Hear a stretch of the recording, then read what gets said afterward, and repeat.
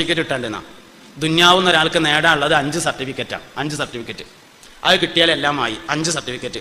ഒന്ന് ഉമ്മാൻ്റെ സർട്ടിഫിക്കറ്റ് കിട്ടണം. അത് വളരെ പ്രധാനമാണ്. ഇനി പറയാൻ പോകുന്ന 4 സർട്ടിഫിക്കറ്റിൻ്റെ ഫോട്ടോസ്റ്റാറ്റ് മതി. പക്ഷേ 1ാമത്തെ സർട്ടിഫിക്കറ്റിൻ്റെ ഒറിജിനൽ വേണം. അല്ലെങ്കിൽ സ്വർഗത്തിന് അപേക്ഷ കൊടുക്കാൻ പറ്റൂല. അതിൻ്റെ കൂടെ വെക്കാനുള്ളതാണ് 5 സർട്ടിഫിക്കറ്റ്. 1ാമത്തെ സർട്ടിഫിക്കറ്റ് ഉമ്മാൻ്റെ സർട്ടിഫിക്കറ്റാണ്. നിങ്ങൾ പരിശോധിച്ച് നോക്കളി. ഒരാൾ കള്ളുടിയനാണ് നിൽക്കുക. മോനെ എടാ ഒരാൾ കള്ളുടിയനാണെന്ന് വെച്ചോടിട്ടോ, ഓനും എൻ്റെ ഉമ്മയും തമ്മിൽ പ്രശ്നം ഉണ്ടാവും. ഒരാൾ വ്യഭിചാരിയാണെന്ന് വെക്കുക, ഓനും എൻ്റെ ഉമ്മയും തമ്മിൽ പ്രശ്നം ഉണ്ടാവും. കാരണം എന്താ വെച്ചാൽ ഉമ്മാൻ്റെ കാലിൻ്റെ ഓട്ടാണ് സ്വർഗം. സ്വർഗത്തിലേക്കുള്ള വഴിയിൽ നിന്ന് ഒരാൾ തെറ്റണമെങ്കിൽ അവൻ ഉമ്മയോട് പിണങ്ങിയിരിക്കണം. ഓൻ ഉമ്മാനോട് തെറ്റിയിരിക്കണം. ഇതിൻ്റെ ഒരു അടിസ്ഥാനമാണ്. അപ്പോൾ എല്ലാ പ്രശ്നക്കാരും പ്രശ്നം തുടങ്ങുന്നത് ഉമ്മയിൽ നിന്നാണ്. ഉമ്മാനോട് പിണങ്ങിയിട്ടാണ് തുടങ്ങുന്നത്. അതുകൊണ്ട് ജീവിതത്തിൽ ഏറ്റവും കൂടുതൽ പരിഗണിക്കേണ്ട ഒരു വ്യക്തി എന്ന് പറയുന്നത് ഉമ്മയാണ്. അൽ ഉമ്മു ഹിയ അൽ മദ്റസത്തുൽ ഊല എന്ന് മുഹമ്മദ് നബി സല്ലല്ലാഹു അലൈഹി വസല്ലം പഠിപ്പിച്ചിരിക്കുന്നു. 1ാമത്തെ സർട്ടിഫിക്കറ്റ് ഉമ്മാൻ്റെത്. 2ാമത്തെ സർട്ടിഫിക്കറ്റ് ഭാര്യയ്ക്ക് ഭർത്താവിൻ്റേത്, ഭർത്താവിന് ഭാര്യയുടേത്.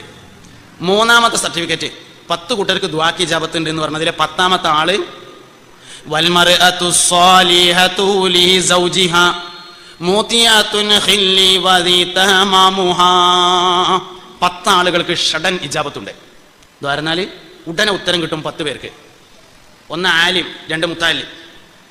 ദുആ വശിരിൻ ലം യുറദ്ദാ റബ്ബുനാ വഉദ്ദഊല ആലിമൻ ഫീ ദീനിനാ വസാനി മൻ യതഅല്ലമുൽ ഇൽമ അഖി സാലിസുഹാ മൻ ഹസുന ഖുലുഖുഹു അഖി. 1 ആലിം, 2 മുത്താലിം, 3ാമത്തേത് സൽസ്വഭാവി. സൽസ്വഭാവിയുടെ ദുആക്ക് ഇജാബത്തുണ്ട്. സൽസ്വഭാവി നന്നാരാ?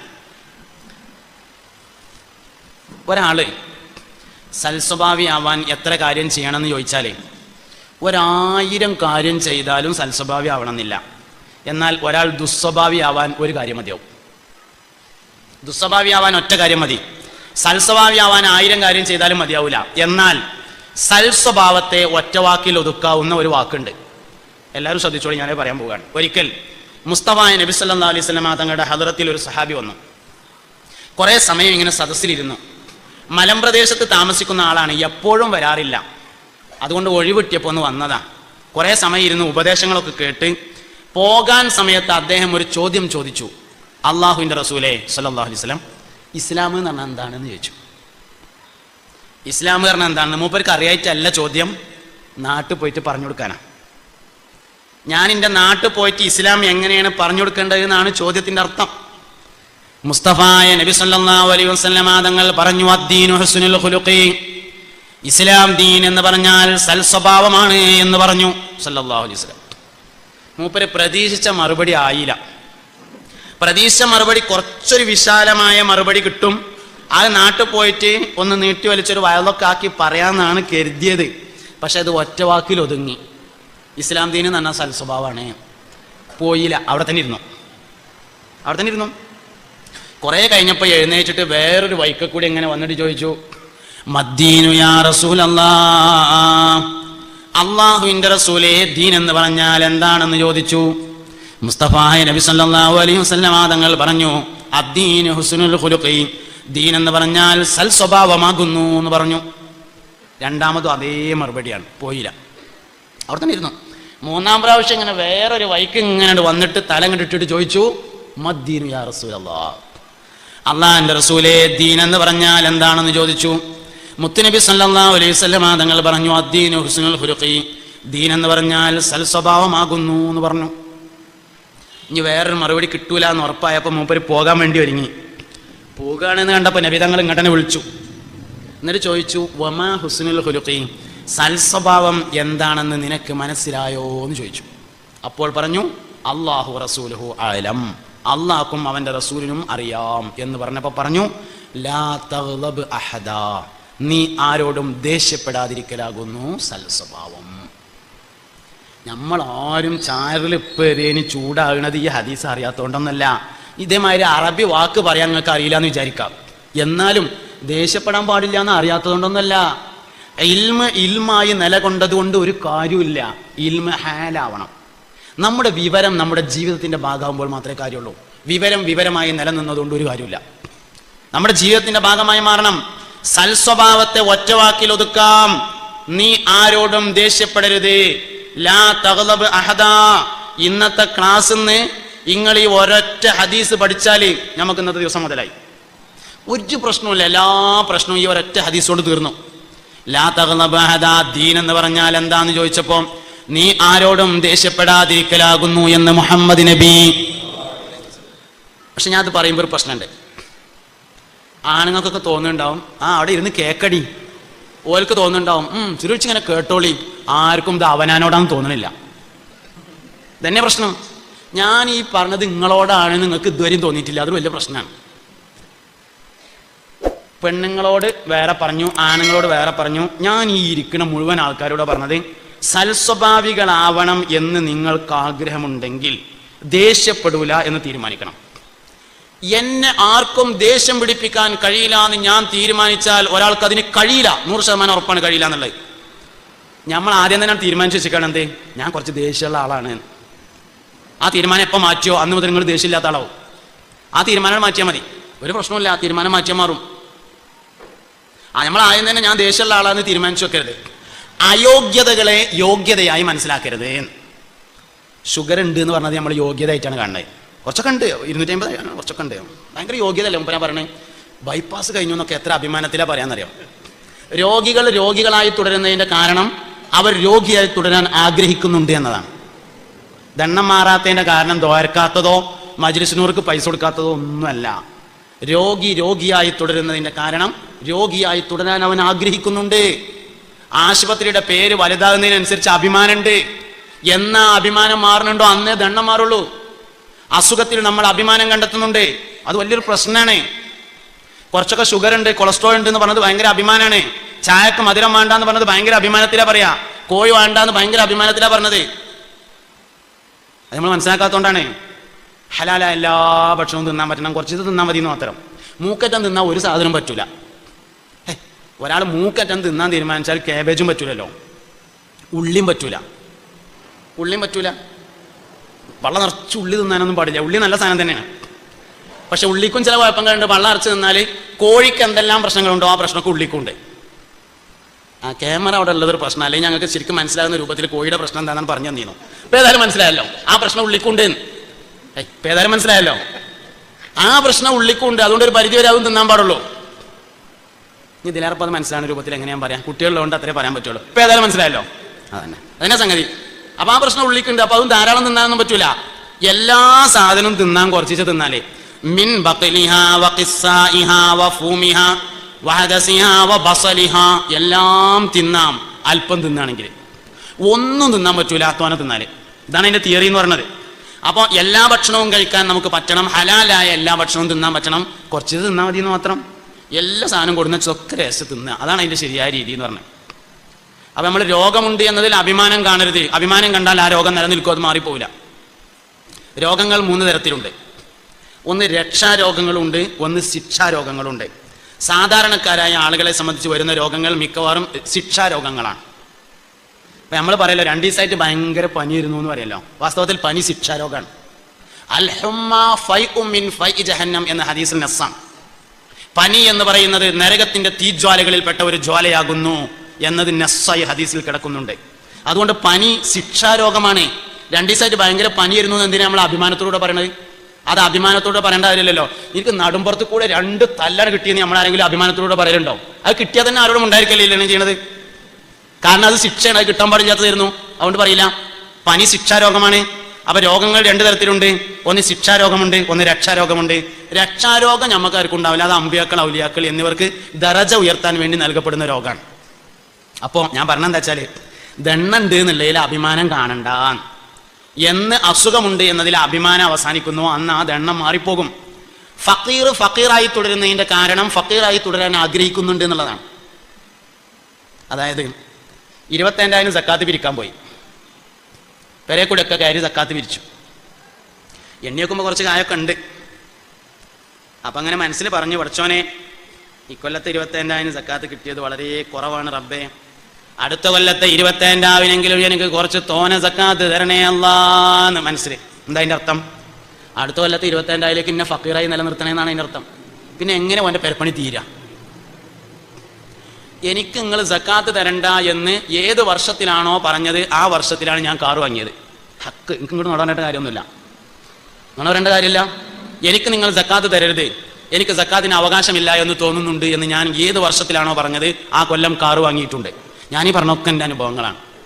അതുകൊണ്ട് സക്കാത്ത് വാങ്ങുക എന്നത് അഭിമാനമുള്ള കാര്യമല്ല. വെറുതെ കിട്ടുന്ന മുതലിൽ ഏറ്റവും മോശപ്പെട്ട മുതൽ സക്കാത്തിന്റെ മുതലാണ്. അതുകൊണ്ടാണ് തങ്ങന്മാർക്ക് കൊടുക്കാൻ പാടില്ല പറഞ്ഞത്. നല്ല മുതലാണെങ്കിൽ ആദ്യം തങ്ങന്മാർക്ക് കൊടുക്കണം എന്നല്ല പറയാം, നല്ല മുതലല്ലത്. അതുകൊണ്ട് സക്കാത്ത് കിട്ടണമെന്ന് ആഗ്രഹിക്കരുത്, സക്കാത്ത് കിട്ടരുത് എന്ന് ആഗ്രഹിക്കണം. അത് എന്ന് ആഗ്രഹിക്കാൻ പറ്റുമോ അന്ന് നിങ്ങൾ സമ്പന്നന്മാരായിരിക്കും. ആ കാര്യം തീർച്ചയാണ്. മുതലിനൊരു കുഴപ്പമില്ല, ജീവിക്കാൻ ആവശ്യമായ സൗകര്യങ്ങൾ വേണം. പക്ഷെ മുതലുമ കിടന്ന് കെട്ടിമറിയാതിരുന്നാൽ മതി. ഇതാണ് പ്രശ്നമുള്ളൂ. പൈസക്കല്ലല്ലോ പ്രശ്നം, പൈസ കൈകാര്യം ചെയ്യുന്നവന്റെ മനസ്സിനാണ് പ്രശ്നമുള്ളത്. ആ പ്രശ്നം ഇല്ലാതിരുന്നാൽ മതി, ഒരു പ്രശ്നവുമില്ല. അതുകൊണ്ട് പല ആവശ്യമില്ലാത്ത വിഷയങ്ങളിലും നമുക്ക് അഭിമാനമുണ്ട് എന്നത് നമ്മുടെ ആ പ്രശ്നം നിലനിൽക്കുന്നതിന്റെ കാരണമാണ്. അത് നമുക്ക് എന്ന് അവസാനിപ്പിക്കാൻ പറ്റുമോ അന്ന് നമ്മുടെ ജീവിതം വലിയ പുരോഗതിയുള്ള ജീവിതങ്ങളായിരിക്കും. വജദ ഹലാവത്തൽ ഈമാനി മൻ റളിയ ബില്ലാഹി റബ്ബൻ വബിൽ ഇസ്ലാമി ദീനൻ വബിമുഹമ്മദിൻ സ്വല്ലല്ലാഹു അലൈഹി വസല്ലമ നബിയ്യം വറസൂലാ. ഈമാൻ ഭയങ്കര രസമുണ്ട്. ഈമാന്റെ ആ രസം നമുക്ക് കിട്ടണം. അപ്പോഴാണ് മുസ്ലിമായി ജീവിക്കുന്നതിന്റെ ആനന്ദത്തെ നമുക്ക് തിരിച്ചറിയാൻ വേണ്ടി പറ്റുക. ഈമാൻ കൂടുന്നതിനനുസരിച്ചാണ് ജീവിതത്തിന്റെ രസം കൂടുന്നത്, ഈമാൻ കുറയുന്നതിനനുസരിച്ചാണ് ജീവിതത്തിന്റെ രസം കുറയുന്നത്. വർദ്ധിച്ച ഈമാനോടുകൂടെ ജീവിക്കാൻ നമുക്ക് കഴിയണം. വർദ്ധിച്ച ഈമാന്റെ ഉദാഹരണം സയ്യിദുനാ സിദ്ദീഖുൽ അക്ബർ റളിയല്ലാഹു അൻഹു ആണ്. സഹാബത്തെ മദീനത്തെ പള്ളിയിൽ നബി സല്ലല്ലാഹു അലൈഹി വസല്ലം തങ്ങൾ ഒരു ദിവസം പ്രസംഗിക്കുകയാണ്. സഹാബത്തെ, സ്വർഗാവകാശികളെ തിരിച്ചറിയാൻ 120 അടയാളങ്ങളുണ്ട് സഹാബ. സ്വർഗാവകാശിയെ തിരിച്ചറിയാൻ 120 അടയാളമുണ്ട് പറഞ്ഞു. അപ്പൊ പള്ളിന്റെ പുറത്ത് ചെരുവിലാണ് സിദ്ദീഖ് റളിയല്ലാഹു അൻഹു നിൽക്കണേ. വാതിലിന്റെ ഉള്ളിൽ കൂടി അങ്ങനെ തലയിട്ടിട്ട് ചോദിച്ചു, അള്ളാഹുവിന്റെ റസൂലേ, സ്വർഗാവകാശിനെ മനസ്സിലാക്കാൻ 120 അടയാളം ഉണ്ട് എന്ന് പറഞ്ഞില്ലേ, അതിൽ ഏതെങ്കിലും ഒരടയാളം ഇന്റെ മേത്ത് കാണാണ്ടോ എന്ന് ചോദിച്ചപ്പോൾ പറഞ്ഞു, ആ 120 അടയാളങ്ങളും നിങ്ങളിലുണ്ട് അബൂബക്കർ സിദ്ദീഖ് എന്ന് ഹബീബുനാ റസൂലുള്ളാഹി സ്വല്ലല്ലാഹു അലൈഹി വസല്ലം. നമ്മളെ മേത്ത് സ്വർഗാവകാശികളുടെ എത്ര അടയാളം കാണാനുണ്ട്? സ്വർഗത്തേക്ക് പോകണം എന്നുള്ള നമ്മുടെ എല്ലാവരും ആഗ്രഹം തന്നെയാണ്. അള്ളാഹു ആഗ്രഹം പോലെ ആക്കി തരട്ടെ. പക്ഷെ ആഗ്രഹിക്കാനെങ്കിലും പറ്റണം കേട്ടോ. മുഅ്മിനായ മനുഷ്യന് ഒരു ശക്തമായ ആഗ്രഹം ഒരു വിഷയത്തിലുണ്ടോ ആ വിഷയത്തിലേക്ക് അള്ളാഹു അവനെ എത്തിക്കും. ഹജ്ജിന് പോകണമെന്ന് നിങ്ങൾക്ക് ശക്തമായ ആഗ്രഹമുണ്ടോ, നിങ്ങൾ ഹജ്ജിന് പോയിരിക്കും. പറ്റിയാ പോകണം എന്നാണ്, എന്നാൽ പറ്റുമ്പോൾ പറയുന്ന അള്ളാഹു തആലയും പറയും. തന്നെ സംഗതി. ഇനിയിപ്പോൾ ആൾക്കാർ ഹജ്ജിന് പോകാൻ നിൽക്കുകയല്ലോ, ഈ ഹജ്ജിന് പോയി വന്നാൽ അടുത്ത ഹജ്ജിനുള്ള അപേക്ഷ എണിച്ചുകൊണ്ട് നോട്ടിഫിക്കേഷൻ വരും. അപ്പം നമ്മളിങ്ങനെ വിചാരിക്കുക എന്താ, അതൊക്കെ ഇപ്പം നമുക്ക് തൗഫീക്ക് ഉണ്ടാവുമ്പോൾ പോകണം എന്ന്. തൗഫീക്ക് ഉണ്ടാവുമ്പോൾ പോകണം. അപ്പം ആദ്യം ആര് വരണം? തൗഫീക്ക് വരണം, എന്നാൽ മൂപ്പർ പോയിക്കോളും. ഈ തൗഫീക്കിനൊരു പ്രത്യേകത ഉണ്ട്. തൗഫീക്ക് നിയ്യത്തിൻ്റെ ശേഷം വരുള്ളൂ, നിയ്യത്തിൻ്റെ മുമ്പ് വരില്ല. എല്ലാം ശ്രദ്ധിക്കണം ഞാൻ ഈ പറഞ്ഞത്. നിയ്യത്ത് നല്ലതെങ്കിലെന്തും ചെയ്യടോ, തൗഫീഖ് പിന്നിൽ നിന്ന് തള്ളിത്തരുമടോ. താഴ്വസ്താദ് അള്ളാഹു അദ്ദേഹത്തിന്റെ ദർജ ഉയർത്തട്ടെ. പോണെന്നട് കരുതിയാൽ തൗഫീഖ് പിന്നിന്ന് വന്നിട്ടും തള്ളും, അല്ലാതെ തൗഫീഖ് മുന്നിൽ നടന്നിട്ട് പോരെ എന്ന് പറയില്ല. അത് വിചാരിക്കണ്ട, അത് വിചാരിക്കണ്ട. അപേക്ഷ കൊടുക്കാൻ 600 റുപ്യ വേണ്ടുള്ളൂ. തൻ്റെയും താൻ ചെലവ് കൊടുക്കൽ നിർബന്ധമായവരുടെയും ഭക്ഷണം, വസ്ത്രം, താമസം എന്നിവ കഴിച്ച്, മരുന്ന് തുടങ്ങിയ അത്യാവശ്യ കാര്യങ്ങൾ കഴിച്ച് 600 റുപ്യ കയ്യിലുണ്ടെങ്കിൽ നിങ്ങൾ അപേക്ഷ കൊടുക്കി. നറുക്കെടുപ്പിൽ കിട്ടുമ്പോഴല്ലേ അള്ളാഹ് ഏറ്റവും വലിയവനാണ്, ഓൻ വജ്ജ് തരും. നമ്മളിങ്ങനെ ആലോചിക്കുകയാണ്, അന്ന് ഓൻ വജ്ജ് തന്നില്ലെങ്കിലോ എന്താ കാട്ടാൻ? തരാത്തവനല്ലേ. അപേക്ഷ കൊടുക്കാനുള്ള 600 റുപ്യ ഉണ്ടോ? അപേക്ഷ കൊടുത്താൽ ഒരു ഹജ്ജിന്റെ കൂലിയാണ്. കാരണം എന്താ? ഒരാൾ നന്മ വിചാരിച്ചാൽ ആ നന്മന്റെ കൂലിയുണ്ട്. പോണ്ടേ ഹജ്ജിന്റെ കൂലിട്ടനെ, അപേക്ഷ കൊടുത്താൽ മതി കൂലിട്ടനെ. ഒരു നന്മ ജസാഉൽ ഹസനതി, നന്മയുടെ കൂലി ബി അശ്രി അംസാലിഹാ. ഒരാൾ നന്മ ചെയ്യാൻ തീരുമാനിച്ചു, ഇപ്പോൾ ഉദാഹരണമായിട്ട് ഒരാൾ പള്ളിക്കൊക്കെ ഒരു 10,000 റുപ്യ കൊടുക്കാൻ തീരുമാനിച്ചു. എന്നാൽ തീരുമാനിച്ച സമയം മുതൽ 10,000 റുപ്യ പള്ളിക്ക് കൊടുത്തതിൻ്റെ കൂലി അവൻ്റെ ഏടിൽ എഴുതി. പിന്നെ കൊടുത്തതിൻ്റെ 10 ഇരട്ടി കൂലി പിന്നെ എഴുതും. കൊടുത്തില്ലെങ്കിൽ എഴുതിയത് വെട്ടൂല. ആ പരിപാടിയില്ല, എഴുതിയത് വെട്ടുന്ന പരിപാടിയില്ല. ഓന് കൊടുക്കാൻ പറ്റിയില്ല, കൊടുക്കാൻ കഴിഞ്ഞില്ല. എന്നാൽ തീരുമാനിച്ചതിൻ്റെ ഒരു കൂലി വെട്ടണില്ല, ആ സാധനം അവിടെ തന്നെ ഉണ്ടാവും. ഒന്നുകൂടി ഗൗരവമുള്ളൊരു സാധനം ഞാൻ പറഞ്ഞുതരാം. ഒരാൾ കള്ളുടിക്കാൻ തീരുമാനിച്ചു, അള്ളാഹു തആല കാത്തുരക്ഷിക്കട്ടെ. ഒരാൾ മദ്യപിക്കാൻ, കള്ളുടിക്കാൻ തീരുമാനിച്ചു. പിന്നെ കുടിക്കണ്ടെന്ന് വെച്ചു. എന്നാൽ അവൻ്റെ ഏടിൽ അതിൻ്റെ കൂലി കൊണ്ട് എഴുതും. ഒരു തിന്മ ഒരാൾ വിചാരിച്ചിട്ട് പിന്നീട് വേണ്ട എന്ന് വെച്ചാൽ അതിൻ്റെ കൂലി അവൻ്റെ ഏടിൽ എഴുതി വെക്കും. ഒരു നന്മ ചെയ്തതിൻ്റെ കൂലി എഴുതി വെക്കും. ഇത് പരിശുദ്ധ ഖുർആൻ പറഞ്ഞത് വ്യഭിചാരത്തെക്കുറിച്ച് പറഞ്ഞോട് തന്നെയാണ് പറഞ്ഞിട്ടുള്ളത്. വലാ യസ്നൂന വമൻ യഫ്അൽ ദാലിക യൽഖാ സാമ യുളഅഫു ലഹുൽ അദാബു യൗമൽ ഖിയാമത്തി വയഖ്ലുദു ഫീഹി മുഹാനാ ഇല്ലാ മൻ താബ വആമന വഅമില അമലൻ സ്വാലിഹൻ ഫഉലൈക യുബദ്ദിലുല്ലാഹു സയ്യിആതിഹിം ഹസനാത്. നമ്മൾ അള്ളാഹനെ ശരിക്കും മനസ്സിലാക്കണം. അള്ളാഹനെ നമ്മൾ ശരിക്കും മനസ്സിലാക്കണം. നമ്മൾ എങ്ങനെയെങ്കിലും സ്വർഗത്തിലെത്തുക എന്നതാണ് അള്ളാഹുവിന് ഏറ്റവും ഇഷ്ടം. അതിന് അള്ളാഹു തആല നമുക്ക് ഒരുപാട് വഴികളെ തുറന്നു തരുന്നു. പക്ഷെ ആ വഴികളിലൂടെ യാത്ര ചെയ്യാൻ നമുക്ക് കഴിയണ്ടേ? അതല്ലേ പ്രധാനപ്പെട്ട കാര്യം. അതുകൊണ്ട് ഒരു നന്മ ഒരാൾ വിചാരിച്ചാൽ തന്നെ കൂലിയുണ്ട്. ഒരു തിന്മ ഒരാൾ വിചാരിച്ചാൽ അതിന് ശിക്ഷയില്ല, ചെയ്താലേ ശിക്ഷയുള്ളൂ. ഒരു തിന്മ വിചാരിച്ചിട്ട് പിന്നെ ആ തിന്മ വേണ്ട എന്ന് വെച്ചാൽ അതിന് കൂലി കിട്ടും. ഇങ്ങനെയാണ് നന്മയുടെയും തിന്മയുടെയും അവസ്ഥ എന്ന് പറയുന്നത്. അതുകൊണ്ട് വർദ്ധിച്ച ഈമാനോടുകൂടെ ജീവിക്കാൻ നമുക്ക് കഴിയണം. സിദ്ദീഖുൽ അക്ബർ റളിയല്ലാഹു അൻഹുവിനെ ഞാൻ ഉദാഹരണമായിട്ട് പറഞ്ഞു, ഈമാന്റെ ഉദാഹരണം. ഒരിക്കൽ നബി സല്ലല്ലാഹു അലൈഹി വസല്ലം തങ്ങളും സഹാബത്തും ഇങ്ങനെ ഇരിക്കുകയാണ്. മുസ്തഫായ നബി തങ്ങൾ ചോദിച്ചു, സഹാബ, നിങ്ങളുടെ കൂട്ടത്തിൽ ഇന്ന് ആരെങ്കിലും ഒരാൾ നോമ്പനുഷ്ഠിച്ച ആളുണ്ടോ? നോമ്പുള്ള ആരെങ്കിലും ഉണ്ടോ എന്ന് ചോദിച്ചു. സിദ്ദീഖ് റളിയല്ലാഹു അൻഹു എഴുന്നേറ്റ് പറഞ്ഞു, നബിയേ, എനിക്കിന്ന് നോമ്പാണ്. മുസ്തഫായ നബി സല്ലല്ലാഹു അലൈഹി വസല്ലം തങ്ങൾ ചോദിച്ചു, സഹാബ, നിങ്ങളുടെ കൂട്ടത്തിൽ ആരെങ്കിലും ഇന്ന് ഒരു രോഗിയെ സന്ദർശിച്ച ആളുണ്ടോ? സിദ്ദീഖ് റളിയല്ലാഹു അൻഹു എഴുന്നേറ്റ് പറഞ്ഞു, അല്ലാഹുവിന്റെ റസൂലേ, ഞാൻ ഒരു രോഗിയെ സന്ദർശിച്ചിട്ടുണ്ട്. മുസ്തഫായ നബി തങ്ങൾ ചോദിച്ചു, സഹാബ, നിങ്ങളുടെ കൂട്ടത്തിൽ ആരെങ്കിലും ഒരു ജനാസയെ അനുഗമിച്ച ആളുണ്ടോ?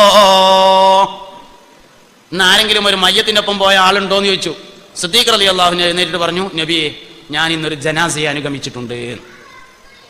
ജനാസയെ അനുഗമിക്കുക എന്നൊക്കെ പറയുമ്പോൾ ഒരു ചെറിയ കുറഞ്ഞ സമയം അവസരം കിട്ടിയാൽ നമ്മളത് ഉപയോഗപ്പെടുത്തണം. നമ്മൾ വണ്ടിയിൽ ഇങ്ങനെ പോവുകയാണ്, ഒരു മയ്യത്ത് കൊണ്ടുപോകണം പറ്റും, ഒരു 2 മിനിറ്റ് അതിൻ്റെ ബാക്കിൽ ആ വണ്ടിയേറ്റൊന്നും ഇങ്ങനെ പോയാൽ മതി. അതും ജനാസയെ അനുഗമിക്കലാണ്. ഇതിനൊന്നും വലിയ ചിലവില്ലല്ലോ. നിയ്യത്തിന് ക്ലിയർ ആണെങ്കിൽ അതിൻ്റെ പിന്നിൽ 2 മിനിറ്റ് പോയിട്ട് പിന്നെ നമുക്ക് ഓവർടേക്ക് ചെയ്ത് പോകാവുന്നതാണ്. പിന്നെ ജനാസയെ അനുഗമിക്കുന്നിടത്തൊരു കാര്യമുണ്ട്. ജനാസയെ അനുഗമിക്കേണ്ടത് വീട് മുതൽ പള്ളി വരെ അല്ല കേട്ടോ, വീട് മുതൽ ഖബർ വരെയാണ്. സാധാരണ നമ്മൾ പോകല് വീട് മുതൽ പള്ളിക്ക് പോയിട്ട് നിസ്കാരം കഴിഞ്ഞേക്കാൻ പിരിയലാണ്. പള്ളി അതിൻ്റെ ഇടയിൽ നിസ്കരിച്ചാൻ പറ്റിയൊരു സ്ഥലം കിട്ടിയപ്പോൾ അവിടെ കയറിയേ ഉള്ളൂ. വീട്ടിൽ നിന്ന് കൊണ്ടുപോകുന്നത് പള്ളിക്കൊക്കെ നിസ്കരിക്കാനല്ല, പിന്നെ ഖബറിലേക്ക് മറവ് ചെയ്യാനാണ് കൊണ്ടുപോകുന്നത്. അതുകൊണ്ട് ജനാസയെ അനുഗമിക്കേണ്ടത് വീട് മുതൽ ഖബർ വരെയാണ്. നേരം വെക്കുന്നുണ്ടെങ്കിൽ ഖബർ വരെ എത്തിയിട്ട് അവിടെ നിന്ന് പോരാ. മറവ് ചെയ്യുന്ന അത്ര സമയം നമുക്ക് നിൽക്കാൻ ഒഴിവില്ലെങ്കിൽ നിസ്കാരം കഴിഞ്ഞേക്ക് പോരരുത്. ഖബർ വരെ പോയിട്ട് ആ ഖബറിൻ്റെ അടുത്ത് എത്തി നമുക്ക് അത്യാവശ്യമായിട്ട് പോകാണ്ടെങ്കിൽ നമ്മൾ പോകാം. കാരണം നമ്മൾ ഏതായാലും അനുഗമിക്കാൻ തീരുമാനിച്ചു. പിന്നെ 2 മിനിറ്റ് കൊണ്ട് ഇതിനെ നഷ്ടപ്പെടുത്തണേ. പള്ളിക്കൊന്ന് ഖബറിൻ്റെ അടുത്തേക്ക് 2 മിനിറ്റല്ലേ ഉണ്ടാവുള്ളൂ. 2 മിനിറ്റ് തേച്ചുണ്ടാവില്ല. ആ ഒരു സമയം കൊണ്ട് ആ വെറുതെ കൂലി കളയണ്ട. അപ്പൊ അതുകൊണ്ട് ജനാസയെ അനുഗമിക്കേണ്ടത് വീട് മുതൽ പള്ളി വരെ അല്ല, വീട് മുതൽ ഖബർ വരെയാണ് എന്ന കാര്യം എല്ലാവരും ഓർക്കുക. ഞാൻ ഇന്ന് ഒരു ജനാസയെ അനുഗമിച്ചിട്ടുണ്ട് എന്ന് സയ്യിദ്നാ അബൂബക്കർ സിദ്ദീഖ് റളിയല്ലാഹു അൻഹു. ഒരു നന്മ ഓല് കേട്ടാലേ പിന്നെ ആ നന്മ വിടൂല. ഒരിക്കൽ നബി സല്ലല്ലാഹു അലൈഹി വസല്ലം തങ്ങളുടെ ഹദ്റത്തിൽ സാധുക്കളായ കുറച്ച് ആൾക്കാർ വന്നു, ഫക്കീറന്മാരായ കുറച്ച് ആൾക്കാർ വന്നു. സ്വതക്കൻ്റെ വയലിൽ ഞാൻ പറയണ്ടല്ലോ, നിങ്ങൾ പിരിച്ചോളല്ലോ അല്ലേ? പറയണ്ട, ഉഷാറായിട്ട് കൊടുക്കുക എല്ലാവരും. കായ് കൊടുക്കുന്നിടത്ത് ഒരു മടിയും കാണിക്കണ്ട. മരിച്ചവരുടെ മേലിൽ ഹദിയയായിട്ട് ഇടുന്നത് എന്നാൽ 2 കാര്യമുണ്ട്. ഒന്ന്, നമുക്ക് കൂലിയും കിട്ടും, മരിച്ചവർക്ക് അതിൻ്റെ മിസ്രി സവാബും കിട്ടും. നമുക്കൊന്നും കുറയില്ല, ഓർക്ക് കൂലിയും കിട്ടിക്കോളും. അപ്പൊ ആർക്ക് കൊടുക്കുമ്പോഴും സ്വതക്കയായി കൊടുക്കരുത്, ഹദിയയായി കൊടുക്കണം. കാരണം സ്വതക്കയേക്കാൾ കൂലിയുണ്ട് ഹദിയക്ക്. അല്ല, നിങ്ങളോട് തന്നെ അല്ലേ ഞാൻ ഈ പറയണേ? അത് നിങ്ങൾക്ക് വേറെ എന്തെങ്കിലും പണിയുണ്ടോ? നിങ്ങൾ ശ്രദ്ധിക്കുക എല്ലാവരും. ഈ കൊടുക്കുന്നത് എങ്ങനെ കൊടുക്കണം? സ്വതക്കയായി കൊടുക്കരുത്, ഹദിയയായി കൊടുക്കണം. അതിനൊന്നും ചെയ്യാനില്ല, ഞാൻ ഈ കൊടുക്കുന്നത് ഹദിയാണെന്ന് കരുതിയാൽ മതി, അത്രേ ഉള്ളൂ. ആർക്ക് എന്ത് കൊടുക്കുമ്പോഴും സ്വതക്കയായി കൊടുക്കണ്ട, ഹദിയയായിട്ട് കൊടുക്കുക. എന്നാൽ കൊടുക്കുന്ന ആൾക്ക് കൂടുതൽ കൂലി കിട്ടും, വാങ്ങുന്ന ആൾക്ക് ഏറ്റവും മെച്ചപ്പെട്ട മുതലായി അത് മാറും. സ്വതക്കയേക്കാൾ നല്ല മുതലാണ് ഹദിയ കിട്ടുന്ന മുതൽ. മുഹമ്മദ് നബി സല്ലല്ലാഹു അലൈഹി വസല്ലം തങ്ങളുടെ വരുമാനമാണ് ഹദിയ. നബി തങ്ങൾ എന്ത് പണിക്കാ പോയിന്ന്? ആടി നോക്കാൻ പോയത് നുബുവത്തിന്റെ മുമ്പാണ്, ശേഷമല്ല. കച്ചവടത്തിന് പോയത് നുബുവത്തിന്റെ മുമ്പാണ്. നബി സല്ലല്ലാഹു അലൈഹി വസല്ലം തങ്ങളുടെ വരുമാനം ഹദിയയായിരുന്നു. അതുകൊണ്ട് സമ്പത്തിൽ വെച്ച് ഏറ്റവും നല്ല സമ്പത്ത് ഹദിയയായി ലഭിക്കുന്ന വരുമാനമാണ്. ആർക്കും കൊടുക്കാം, ആർക്കും വാങ്ങാം. മുതലാളിക്കും കൊടുക്കാം, മുതലാളിക്കും വാങ്ങാം. തൊഴിലാളിക്കും കൊടുക്കാം, തൊഴിലാളിക്കും വാങ്ങാം. ആർക്കും കൊടുക്കാവുന്നത്, ആർക്കും വാങ്ങാവുന്നത്, അഭിമാനത്തോടുകൂടെ സ്വീകരിക്കാവുന്നത്. അതിനാണ് എന്ത് പറയണത്? ഹദിയ എന്ന് പറഞ്ഞത്. നമ്മളിപ്പോൾ കുട്ടിക്ക് കൊടുത്ത സാധനം ഹദിയയാണ്, സമ്മാനം. അതാണ് എന്ത്? ഹദിയ എന്ന് പറഞ്ഞ സംഗതി. അപ്പോൾ ഒരു നിയ്യത്തുകൊണ്ട് നമുക്ക് ക്ലിയർ ചെയ്യാൻ പറ്റും. ഞാനീ കൊടുക്കുന്നത് ഹദിയാണ് നിയ്യത്തി, മതി, വേറെ പ്രശ്നമില്ല. എന്നാൽ നല്ല മുതലായിട്ട് മാറും. പിന്നെ അതെന്ത് ചെയ്യുക? മരിച്ചവരുടെ പേരിൽ ഹദിയാക്കിയാൽ രണ്ട് കാര്യമുണ്ട്.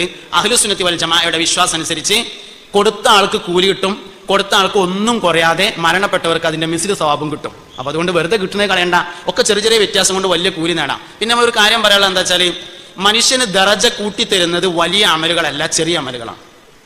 മനുഷ്യന്മാരെ ദറജ കൂടുന്നത് വലിയ വലിയ അമലുകളെ കൊണ്ടല്ല, ചെറിയ ചെറിയ അമലുകളെ കൊണ്ടാണ് ദറജ വർദ്ധിക്കുന്നത്. അതുകൊണ്ട് ചെറിയ അമലുകളിൽ വർദ്ധിച്ച സൂക്ഷ്മത പാലിക്കാൻ നമുക്ക് കഴിയുക എന്നത് പ്രധാനപ്പെട്ട കാര്യമാണ്. എല്ലാവരും ഈ വിഷയങ്ങൾ ഓർമ്മയിൽ വെക്കണം. അള്ളാഹു നാഫിയ ഇൽമിനെ നൽകി നമ്മൾ അനുഗ്രഹിക്കട്ടെ. അപ്പോൾ വർദ്ധിച്ച ഈമാന്റെ ഒരുപാട് ഉദാഹരണമുണ്ട്. സിദ്ദീഖ് റളിയല്ലാഹു അൻഹു അതിൽ പ്രധാനപ്പെട്ട ഒരാളാണ്. ഒരിക്കൽ മുസ്തഫായ നബി സല്ലല്ലാഹു അലൈഹി വസല്ലമ തങ്ങൾ സ്വർഗത്തെ കുറിച്ച് വഅദ് പറഞ്ഞു. സഹാബത്തെ, സ്വർഗത്തിന് 8 വാതിലുകളുണ്ട് സഹാബാ, സ്വർഗത്തിന് 8 വാതിലുണ്ട് പറഞ്ഞു. സിദ്ദീഖ് റളിയല്ലാഹു അൻഹു എഴുന്നേറ്റ് നിന്ന് ചോദിച്ചു, നബിയെ ആ 8 കൂടി ആർക്കെങ്കിലും തുറക്കുമോ എന്ന് ചോദിച്ചു. അതിൽ പറഞ്ഞു, തുറക്കൂ, അത് നിങ്ങൾക്ക് തന്നെയാണെന്ന് പറഞ്ഞു. സയ്യിദുനാ സിദ്ദീഖ് റളിയല്ലാഹു സിദ്ദീഖ് റളിയല്ലാഹു അൻഹു തുറക്കണ 8 വാതിലേ, ആ 8 വാതിലും തുറക്കാനൊരു പണിയുണ്ട്. പൊതുണ്ടാക്കി കയറിനോടുത്ത് ഹൗദങ്കരക്ക് ഒരു പ്ലാസ്റ്റിക്കിന്റെ ബോർഡും ഒരു ദുആ എഴുതി വെച്ചിട്ടുണ്ട്. അഷ്ഹദു അൻ ലാ ഇലാഹ ഇല്ലല്ലാഹു വഹ്ദഹു ലാ ശരീക ലഹു വഅഷ്ഹദു അന്ന മുഹമ്മദൻ അബ്ദുഹു വറസൂലുഹു അല്ലാഹുമ്മ ജഅൽനി മിനത് തവ്വാബീന വജഅൽനി മിനൽ മുതതഹിരീന വജഅൽനി മിൻ ഇബാദിക സ്വാലിഹീൻ സുബ്ഹാനകല്ലാഹുമ്മ വബിഹംദിക അസ്തഗ്ഫിറുല്ലാഹ്. ഒരു ദുആ ഇങ്ങനെ എഴുതി വെച്ചിട്ടുണ്ട്. അതിന്റെ അടിയിൽ എഴുതിയിട്ടുണ്ടാവും, ഈ ദുആ നടത്തുന്നവന് സ്വർഗത്തിന്റെ 8 വാതിലുകൾ തുറക്കപ്പെടുന്നതാണ് നബി വചനം. എഴുതിയിട്ടുണ്ട്. ഇവിടെ കാര്യമില്ല, എല്ലാ പള്ളിക്കും ഉണ്ടാവും, അതുകൊണ്ട് ഇവിടെ ഉണ്ടാവും എന്ന് വിചാരിക്കുകയാണ്. ഇല്ലേ ഇല്ലേ ഇല്ല, അതിന്റെ പണി നടക്കുകയാണ്, കഴിഞ്ഞുണ്ടാവും ഇൻഷാ അല്ലാഹ്. ആയിക്കോട്ടെ. ആവശ്യമില്ലാത്ത പയതെടുത്താണ് പുതിയ വെക്കും ഇൻഷാ അല്ലാഹ്. ആവശ്യമില്ലാത്ത നോട്ടീസൊന്നും വെക്കും ചെയ്യരുത് കേട്ടോ. ആവശ്യമുള്ളത് വെച്ചാൽ മതി, ആവശ്യമില്ലാത്തൊന്നും വെക്കരുത്. കുറേ ആവശ്യമില്ലാത്ത സാധനം ഉണ്ടാവും. ഇവിടെ അങ്ങോട്ടാക്കരുത്, അവിടെ അങ്ങോട്ടാക്കരുത്, മറ്റേ അങ്ങനെ ആക്കരുത്, ഇങ്ങനെ ആക്കരുത്, ചെരുപ്പ് ഇവിടെ വെക്കുക, ഗേറ്റ് അടച്ചിടുക, അങ്ങനെ